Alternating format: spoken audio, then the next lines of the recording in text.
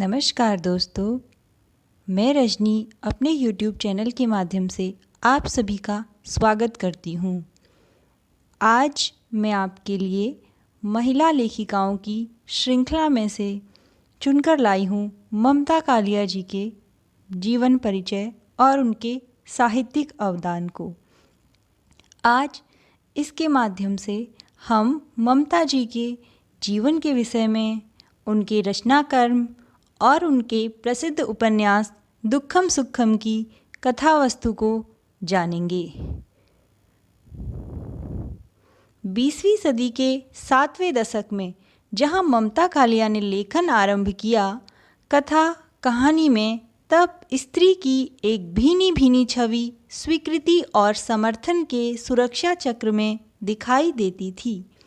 ममता कालिया ने अपने लेखन में रोजमर्रा के संघर्ष में युद्धरत स्त्री का व्यक्तित्व उभारा है और अपनी रचनाओं में रेखांकित किया कि स्त्री और पुरुष का संघर्ष अलग नहीं, कमतर भी नहीं, वरन समाजशास्त्रीय अर्थों में ज़्यादा विकट और महत्तर है।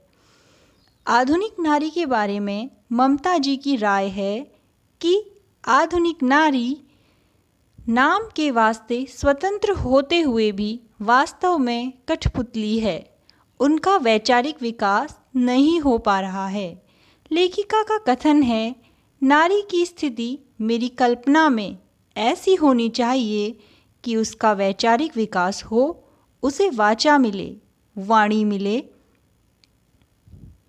उसे अपने विचारों को, अपने विद्रोहों को दबाना ना पड़े। दुक्खम सुक्खम उपन्यास 3 पीढ़ियों को साथ लेकर आगे बढ़ता है। यह ममता कालिया जी का बिल्कुल नया उपन्यास है।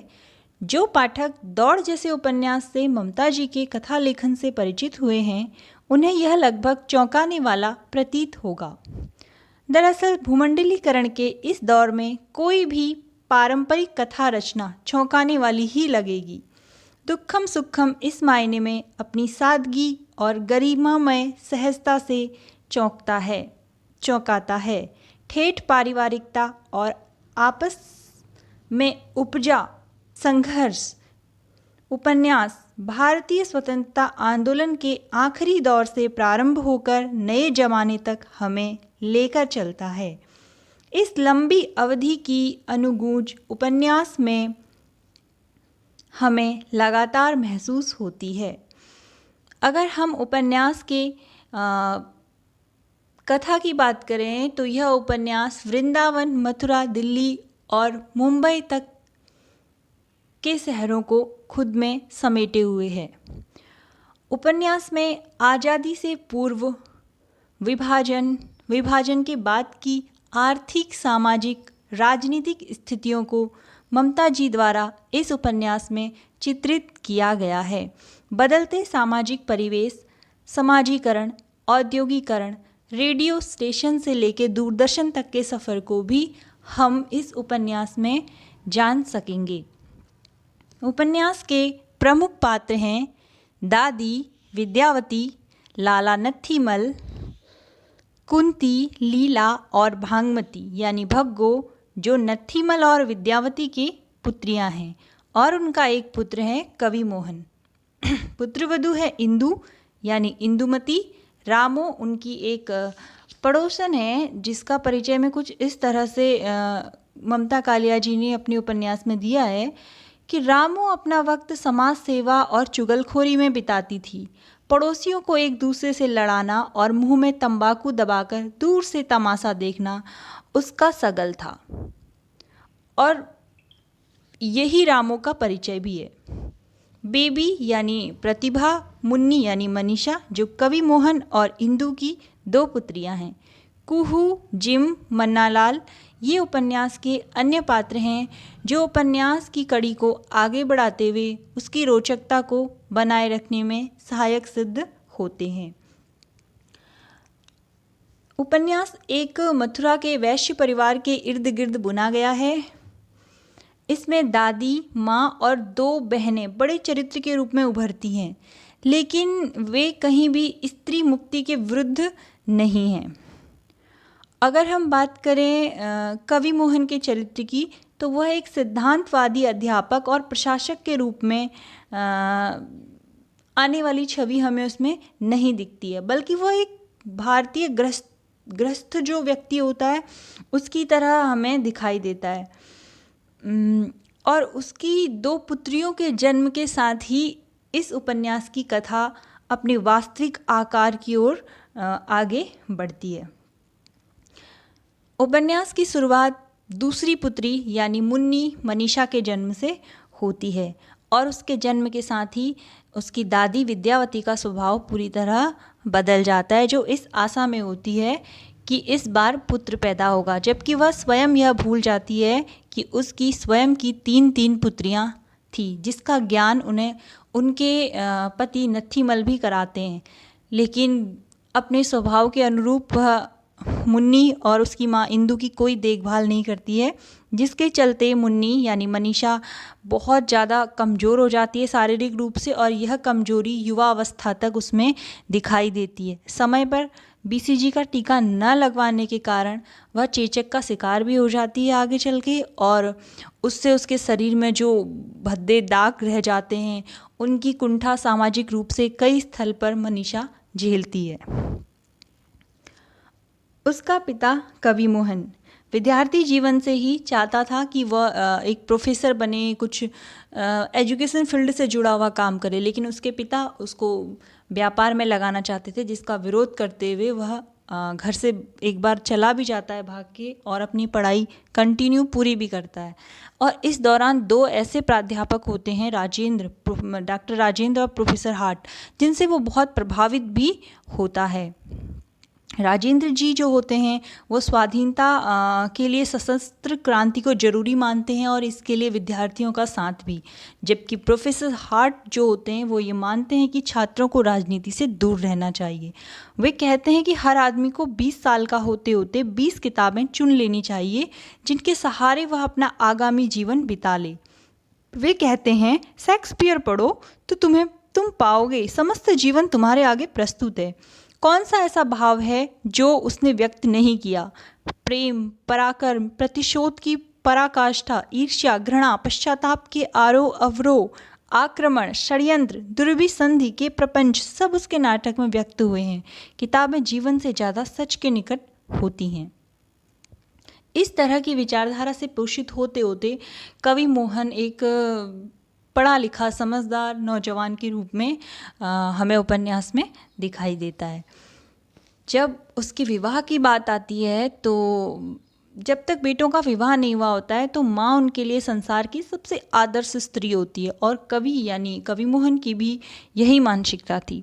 उसे लगता है कि पिता अत्याचारी है, माँ निरीह है, पिता जुल्म करते हैं, माँ सहती है। माँ का पक्ष लेने पर वह कितनी ही बार पिता से पिटा भी है। इसलिए जब उसकी माँ गिड़गिड़ा कर कहती है, रे कभी तू ब्याह को हामी भर दे, नहीं यह जुल्मी मुझे खोद के गाड़ देगा, कवि मोहन के सामने हाँ करने के सिवा कोई चारा नहीं बचता है।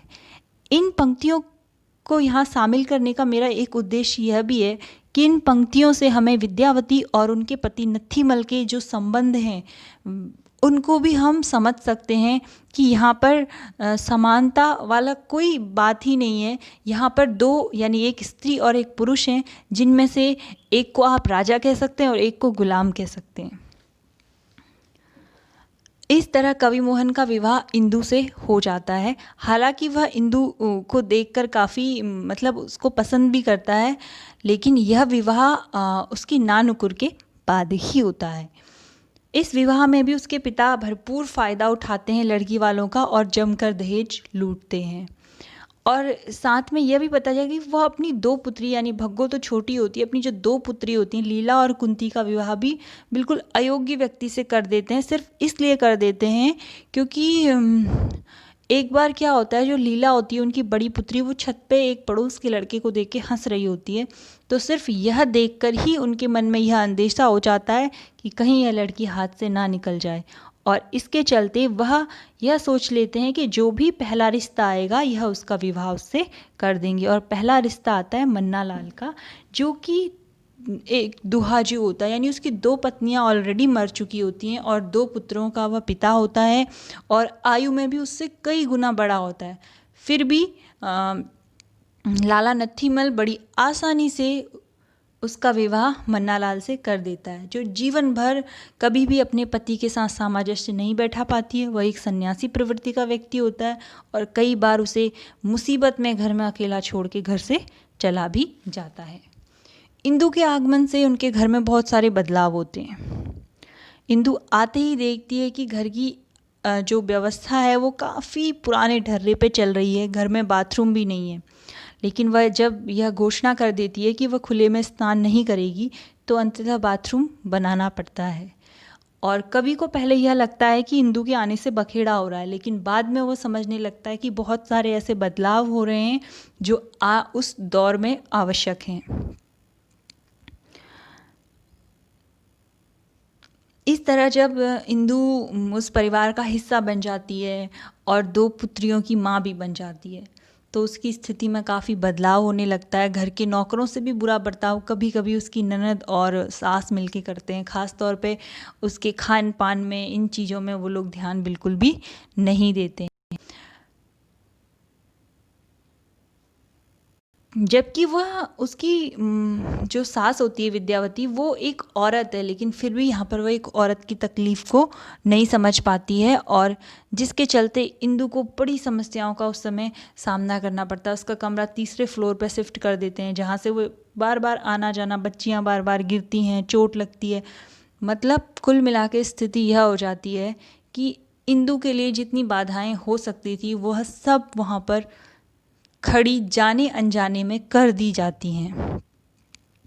उपन्यास में बीच बीच में 20वीं शताब्दी की मथुरा और वहाँ के बदलते परिवेश का भी जिक्र किया गया है कि किस प्रकार कांग्रेस का उस समय जनमन की चेतना पर गहरा असर पड़ रहा था। आज़ादी की अभिलाषा में बच्चे बड़े सब आंदोलन की उत्साह में आगे बढ़ रहे थे। स्वदेशी पहनने की होड़, दूसरी वस्तुओं, जो विदेशी वस्तुएं थी उनका बहिष्कार, यह सब चल रहा था और अलग अलग लोगों पर इसका अलग अलग प्रभाव पड़ रहा था। जो लाला मन्नालाल थे वो उनके लिए ये सब अच्छा नहीं था, क्योंकि बार बार धरने प्रदर्शन से क्या होता था, दुकानें बंद हो जाती थी और यह उन्हें बिल्कुल भी पसंद नहीं आता था मन्नालाल जी को। इसी दौरान कवि मोहन की नौकरी लग जाती है, उसकी पढ़ाई पूरी हो जाती है। तो लाला नत्थीमल चाहते हैं कि वो व्यापार संभाले, लेकिन वह यह सब छोड़ के गांव के एक स्कूल में अध्यापक के तौर पे कार्य करते हैं और जैसे ही उसे मौका मिलता है वह दिल्ली को रवाना हो जाते हैं और दिल्ली में एक कॉलेज में वो अपना इंटरव्यू देते हैं। इंटरव्यू काफ़ी अच्छा रहता है, उसको बहुत अच्छा नॉलेज भी होता है, लेकिन फिर भी इंटरव्यू होने के बाद भी एक नया पैंतरा वहाँ पर कवि मोहन देखता है कि जो ट्रस्टी होते हैं कॉलेज के वो भी कैंडिडेट से मिलेंगे और बाद में किसी तरह उसे पता चलता है कि यहाँ पर सिलेक्शन तो उसी का होना था क्योंकि वह अग्रवाल वणिक परिवार से आता था। तो कवि मोहन को बड़ा झटका लगता है कि यहाँ भी उसकी इतनी योग्यता ये सब किनारे कर दी गई, केवल उसका एक बिजनेसमैन, एक व्यापारी का पुत्र होना ये मायने रखा गया। कहीं ना कहीं ये बात उसके मन में खटकती है। नत्थीमल जो कि अपने व्यवसाय, अपने पैसे, इन सब चीज़ों से आगे कभी सोच ही नहीं पाता है और शायद यही वजह होती है कि पिता और पुत्र के मन में एक गांठ जो बचपन से पड़ जाती है वह अंतिम अवस्था तक बनी रहती है। एक जनरेशन गैप के चलते शायद वे दोनों कभी खुलकर अपना प्रेम एक दूसरे से प्रदर्शित नहीं कर पाते हैं। नत्थीमल भी अपनी 2 पुत्रियों के जन्म के बाद नहीं चाहता था कि तीसरी पुत्री पैदा हो और अपनी पत्नी को कुनैन की गोलियां तक ला कर देता है, लेकिन वह उसको नहीं खाती है और कुछ समय बाद जब कवि मोहन का जन्म होता है तब भी उसको अपनी गलती पर कोई पश्चाताप नहीं हो पाता है। उपन्यास का कथाक्रम इसी प्रकार आगे बढ़ता है और हम उसमें देखते हैं कि भारत का विभाजन अभी घोषित नहीं हुआ है, लेकिन जनता रोज विभाजित हो रही है। विभाजन की खबरें लोगों को उद्वेलित कर रही हैं। अखबारों में कभी कैबिनेट मिशन के उद्देश्य छपते हैं जो पढ़ने में मासूम लगते हैं, लेकिन लोगों में उनकी मीमांसा का अलग ही रूप निकलता। इन उद्देश्यों में भारत विभाजन का कोई संकेत नहीं था, लेकिन जनता के मन में अंग्रेज सरकार के लिए घोर अविश्वास था। यानी जनता हर रोज टुकड़ों में बंट रही थी धर्म के आधार पे।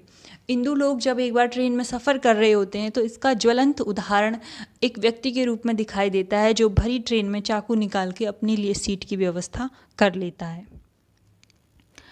इस तरह उनके परिवार में जो आंतरिक उथल पुथल, दुख और सुख का आना जाना लगा रहता है, वह उपन्यास के कथाक्रम को निरंतर आगे बढ़ाते रहता है। कथा में कुछ घटनाएं पूर्व दीप्ति शैली यानी फ्लैशबैक में भी हैं, जिनको कवि मोहन केवल सोच रहा होता है। कुछ घटनाएं ऐसी हैं जो विद्यावती के द्वारा सोची जाती हैं, और कुछ घटनाएं ऐसी हैं जो समांतर रूप से चलती रहती हैं। विद्यावती गांधी जी से प्रभावित होकर उनके आंदोलनों में हिस्सा लेने लगती हैं, चरखा चलाती हैं, तकली काटती हैं।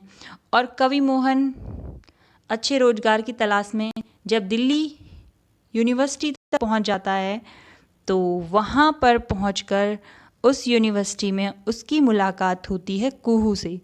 कुहू वहाँ पर एक वो भी अध्यापिका होती है, और अपने अकेलेपन को दूर करने के लिए कहीं न कहीं युवा कवि मोहन उसके संपर्क में आता है। और संपर्क में आने का एक कॉमन कारण यह भी होता है कि दोनों को साहित्य से बहुत ज़्यादा रुचि होती है। वो परस्पर वाद विवाद करते हैं और काफ़ी समय एक दूसरे के साथ बिताते हैं, और यह समय वह केवल साहित्य के माध्यम से एक दूसरे के साथ व्यतीत करते हैं। लेकिन कवि मोहन को यह सब अच्छा नहीं लगता। उसे ऐसा लगता है कि कहीं ना कहीं वह कुहू को धोखा दे रहा है। कुहू को पता होना चाहिए कि वह विवाहित है, पर वह किस तरह कहे, वो बड़े संशय में होता है। वह सोचता है कि काश जैसे स्त्रियों में रिवाज है कि वो सिंदूर डालती हैं, बिंदी डालती हैं, काश पुरुष के पास भी ऐसा कुछ होता। वो ये सोचता है कि बड़ा ही उसके लिए मुश्किल हो जाता है ये बता पाना कि वह विवाहित है। फिर वो सोचता है कि पश्चिम देशों में तो मर्द के बाएं हाथ की अनामिका में अंगूठी का होना उसका शादीशुदा होना बताता है, पर भारतीय समाज में मर्द की उंगली में अंगूठी कोई स्पष्ट घोषणा पत्र नहीं है। शादी पर कवि मोहन को ससुराल से अंगूठी दी गई थी जिस पर खुदा हुआ था। कवि ने उसे एक भी बार पहनकर नहीं देखा। उसे हमेशा लगता था कि अंगूठी पहनने वाले हाथ व्यापारियों के होते हैं। कलम पेंसिल पकड़ने वाले हाथों में अंगूठी शोभा नहीं, बाधा है। तो इस तरह अंततः वह क्या करता है, एक पत्र लिखकर अपनी मन की बात कुहू तक पहुंचाता है। कुहू को बहुत दुख होता है, और लेकिन वह उसके प्रत्युत्तर में और भी घातक पत्र लिखकर भेजती है। और इस तरह नौकरी में नई अपॉर्चुनिटी रेडियो से मिल जाने के कारण कवि मोहन वहाँ से चला जाता है और दूसरी नौकरी उसको मिल जाती है। लगातार मिल रही सफलता उसके व्यक्तिगत जीवन के लिए तो फ़ायदेमंद होती ही है, और यहाँ से उपन्यास में 10 वर्ष का लीप आ जाता है। 10 वर्ष आगे की कहानी यानी तीसरी पीढ़ी की कहानी हमें शुरू होती हुई दिखाई देती है। यहाँ तक पहुँचते पहुँचते भग्गो, जो कि एक छोटी लड़की थी, वो अब एक शिक्षिका बन जाती है, और इंदु अपनी 2 बेटियों प्रतिभा और मनीषा यानी बेबी और मुन्नी के साथ शहर आ जाती है कवि मोहन के पास। लेकिन आज भी कुछ ज़्यादा बदलाव नहीं हुए होते हैं।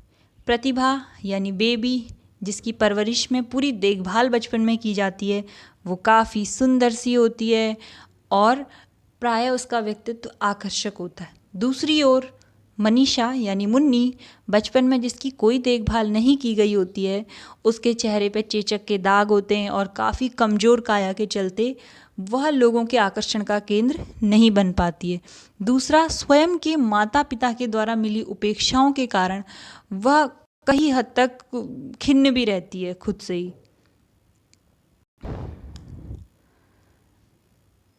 एक बार विद्यालय में क्या होता है कि चेचक के टीके लगाने के लिए डॉक्टर की टीम आई हुई होती है, तो लड़कियां जानबूझकर मनीषा को कतार में सबसे आगे खड़ा कर देती हैं। जब डॉक्टर और कंपाउंडर उनके पास आते हैं तो एक नज़र देखकर उसको वहाँ से हटा देते हैं, कहते हैं जाओ, तुम्हें टीके की ज़रूरत नहीं है। सारी क्लास खिलखिलाकर हंस पड़ती है और प्रिंसिपल भी कुछ नहीं कहते हैं। उस दिन मनीषा को समझ आया कि जिसे एक बार चेचक निकल जाती है वह जीवन भर के लिए इस रोग से प्रतिरक्षित हो जाता है। लेकिन यह ज्ञान उसे एसिड की तरह मिला। हंसती हुई लड़कियों को देखकर उसका मन हुआ इन चुड़ैलों को वह अपनी पीठ पर लाद कर मूला मुठा नदी में फेंक आए। मनीषा जाकर क्लासरूम में बैठ गई और लड़कियों की हंसी को याद करने लगी। उसे रुलाई आने लगी। क्या यह हंसी की बात थी? प्रिंसिपल ने उन्हें हंसने पर डांटा क्यों नहीं? और इसका बदला वह कब लेती है? इसका बदला वह उन लड़कियों के वापस आने पर उस लड़की से लेती है जिसने इस हंसी मजाक की शुरुआत की होती है। उसको वह गिराकर एक ऐसा मुक्का मारती है कि उसके नाक से खून बह आता है। और इस घटना से मनीषा के व्यक्तित्व को हम समझ सकते हैं। हर जगह मनीषा अपने आप को बेहतर साबित करने की कोशिश करती है, लेकिन बदले में उसको उपेक्षा मिलती है। अपनी दीदी यानी प्रतिभा के प्रति उसका व्यवहार बहुत अच्छा होता है, उसकी हमेशा मदद करती है, उसको उसकी डांस क्लास, उसके थिएटर क्लास में पहुंचाने जाती है, लेकिन वह भी उसके प्रति रूखा सा व्यवहार करती है। कई जगह पे लोग जब पूछते हैं यह तुम्हारी बहन है और प्रतिभा हाँ कहती है, प्रतिभा बोल तो देती है यह मेरी बहन है, लेकिन लोग बड़े आश्चर्यजनक ढंग से उसे देखते हैं और यह घटना उसको बहुत ही ज़्यादा दुख भी पहुंचाती है। कई बार माता के द्वारा घर में जो उपेक्षा उसको मिलती है कि दोनों बहनों में से एक को ज़्यादा माँ केयर करती है, टेक केयर करती है, दूसरे को नहीं, इन सब चीज़ों का प्रभाव उसके मतलब बढ़ती आयु के हिसाब से उसके मस्तिष्क में धीरे धीरे पड़ रहा होता है। और लगातार मिलने वाले केवल सकारात्मक, कहते हैं ना जैसे पुनर्बलन जो होता है वो ऋणात्मक और धनात्मक दोनों तरह का मिलना चाहिए। प्रतिभा को लगातार जो है वो सकारात्मक पुनर्बलन मिल रहा होता है, जबकि मनीषा को नकारात्मक पुनर्बलन। तो दोनों के व्यक्तित्व में एक खंडित मनुष्य जन्म ले रहा होता है बिल्कुल धीरे धीरे। जब दादी गांव में बीमार है, उनकी देखभाल करने जाना है, ऐसे करके पत्र आता है तो प्रतिभा जाने से सीधे मना कर देती है। और उसकी माँ इंदु भी, क्योंकि वो काफ़ी लंबे समय से जब से शहर आई है पूरी तरह से शहर की होकर रह गई है। अब उसे गांव के लोग, अपने सास ससुर कोई भी अच्छे नहीं लगते। तो अंततः कवि मोहन और उसकी पुत्री मनीषा जाते हैं और काफ़ी समय तक वह यानी मनीषा वहाँ पर अपनी दादी की सेवा शुश्रूषा करती है। और वहाँ मनीषा के साथ कुछ नए बदलाव भी होते हैं।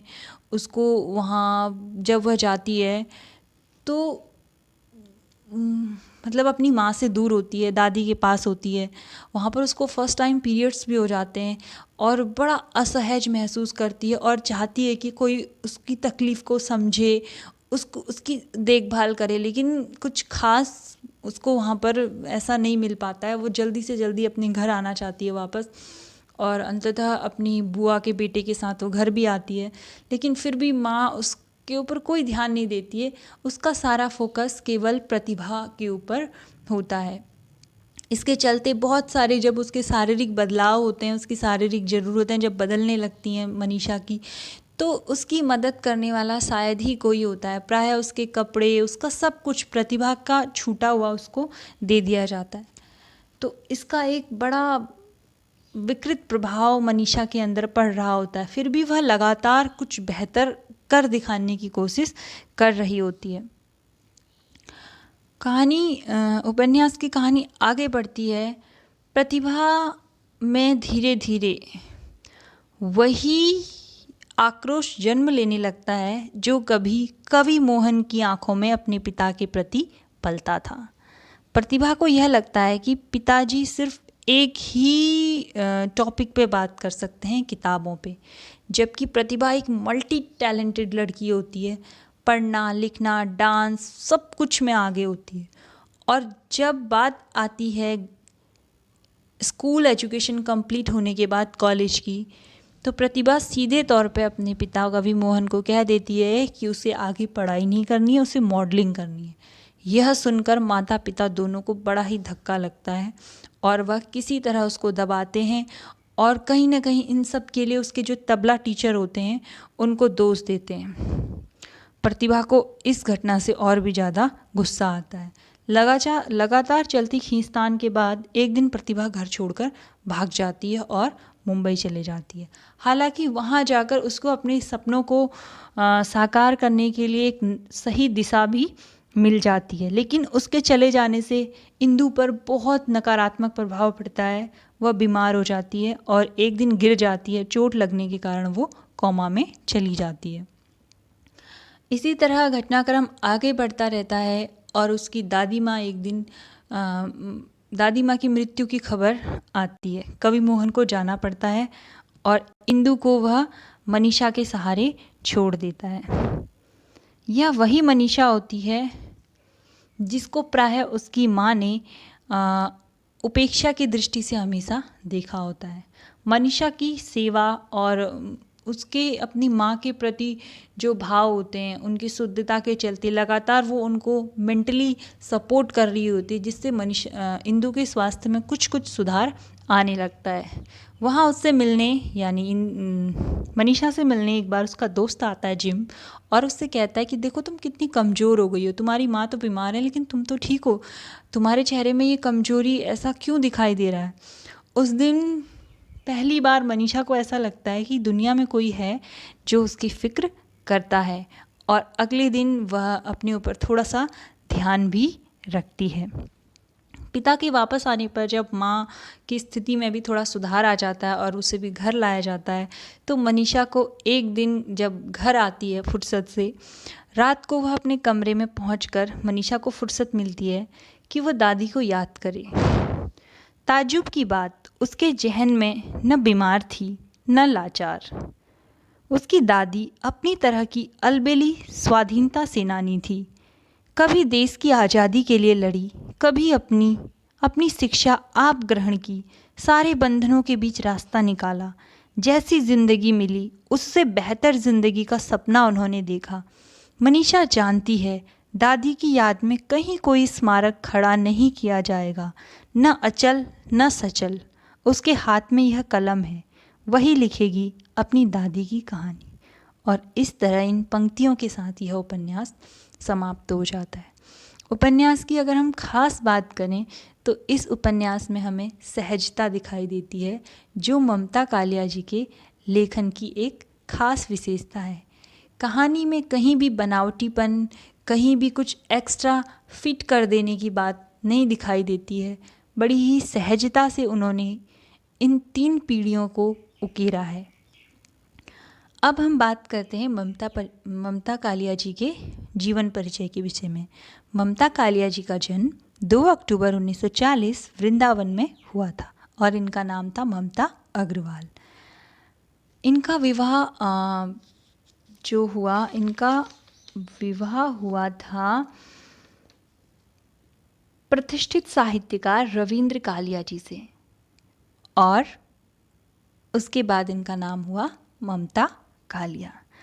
एक इंटरेस्टिंग बात यह है कि रविंद्र कालिया और ममता कालिया का अगर हम ये देखें कि दोनों को देखें तो दोनों बिल्कुल अलग अलग व्यक्तित्व के तौर पर दोनों अलग अलग पर्सनैलिटीज़ हमें नज़र आते हैं। चाहे हम देखें कि एक काफ़ी लंबे चौड़े स्मार्ट से हैं, ममता जी दुबली पतली कमज़ोर सी, लेकिन इन दोनों के आपसी तालमेल बड़े ही लाजवाब हैं।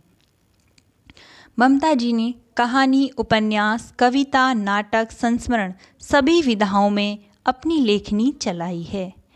इनकी कविता संग्रह हैं खाटी घरेलू औरत, कितने प्रश्न करूं, ट्राइब्यूट टू पापा एंड अदर पोयम्स 78।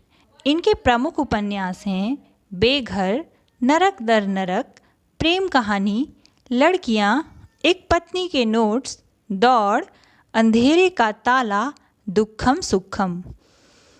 इनके प्रसिद्ध कहानी संग्रह हैं छुटकारा, एक अदद औरत, सीट नंबर 6, उसका यौवन, जांच अभी जारी है, प्रतिदिन, मुखौटा, निर्मोही, थिएटर रोड के कौवे, 25 साल की लड़की। ममता कालिया की कहानियाँ नाम से 2 खंडों में अब तक इनकी संपूर्ण कहानियों का प्रकाशन हो चुका है। इनके 2 प्रसिद्ध नाटक संग्रह भी हैं, जिनमें पहला है यहाँ रहना मना है और दूसरा है आप न बदलेंगे। इनका संस्मरण है कितने शहरों में कितनी बार। इन्होंने एक प्रसिद्ध उपन्यास सॉमरसेट मॉम का हिंदी में अनुवाद किया है मानवता के बंधन नाम से। तो आज हमने बात की ममता कालिया जी के परिचय, उनके साहित्यिक अवदान और उनके पुरस्कृत सुप्रसिद्ध उपन्यास दुखम सुखम की कथा वस्तु के विषय में। अगर आपको मेरा यह प्रयास पसंद आता है तो प्लीज़ मेरे आत्मविश्वास को बढ़ाने के लिए आप वीडियो को लाइक करें, शेयर करें और अगर चैनल पर नए हैं तो चैनल को सब्सक्राइब करें। और अगर आपके कोई सुझाव हैं तो आप मुझे अपने सुझाव कमेंट बॉक्स में लिखें। मिलते हैं जल्दी ही किसी नए लेखक या लेखिका को लेकर। तब तक के लिए धन्यवाद।